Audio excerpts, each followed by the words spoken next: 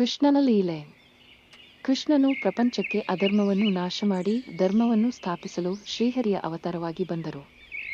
ಯಶೋದೆ ನಂದಗೋಪರ ಮಗನಾದ ಕೃಷ್ಣ ಬಾಲ್ಯದಂದೇ ತನ್ನ ದಿವ್ಯ ಲೀಲೆಗಳ ಮೂಲಕ ಪ್ರಪಂಚವನ್ನು ಮೋಹಿಸಿದರು. ಕೃಷ್ಣನ ಬಾಲ್ಯದಲ್ಲಿ ಸಾಕಷ್ಟು ಮಜಾದಾಯಕ ಮತ್ತು ಅದ್ಭುತ ಘಟನೆಗಳು ನಡೆದವು.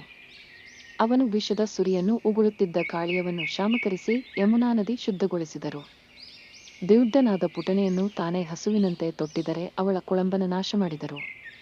ಹಸಿವಿನಿಂದ ಬಳಲುತ್ತಿದ್ದವರನ್ನು ಬುದ್ಧಿಯ ಮೂಲಕ ಕಟುಕತನ ತೋರಿಸುವುದು ಅವರ ಅದ್ಭುತದ ಪ್ರಬಲ ಅಂಶವಾದ ಮತ್ತೊಂದು ಪ್ರಸಿದ್ಧ ಲೀಲೆಯೆಂದರೆ ಗೋಪಿಕರನ್ನು ಮೋಹಗೊಳಿಸಿದ ರಾಸಲೀಲೆ.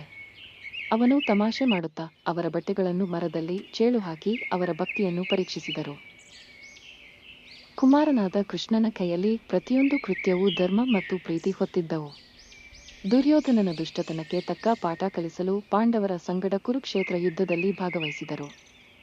ಗೀತೋಪದೇಶ ನೀಡಿದ ಕೃಷ್ಣನು ಜೀವನದ ತತ್ವವನ್ನು ಲೋಕಕ್ಕೆ ಬೋಧಿಸಿದರು. ಕೃಷ್ಣನ ಲೀಲೆಗಳು ಪ್ರೀತಿಯ, ಧೈರ್ಯದ ಮತ್ತು ಧರ್ಮದ ಸಂದೇಶವನ್ನು ನೀಡುತ್ತವೆ. ಇವೆಯೇ ನಮ್ಮ ಜೀವನವನ್ನು ಸಾರ್ಥಕ ಮಾಡುವ ದಾರಿ ಎಂದು ಕೃಷ್ಣನ ಜೀವನ ನಮಗೆ ಪಾಠವಾಗಿ ನಿಲ್ಲುತ್ತದೆ. ನಿಮಗೆ ನಮ್ಮ ಚಾನೆಲ್ ಇಷ್ಟವಾದಲ್ಲಿ ಪ್ಲೀಸ್ ಲೈಕ್, ಶೇರ್ ಮತ್ತು ಸಬ್ಸ್ಕ್ರೈಬ್ ಮಾಡಲು ಮರೆಯಬೇಡಿ. Thank you for watching.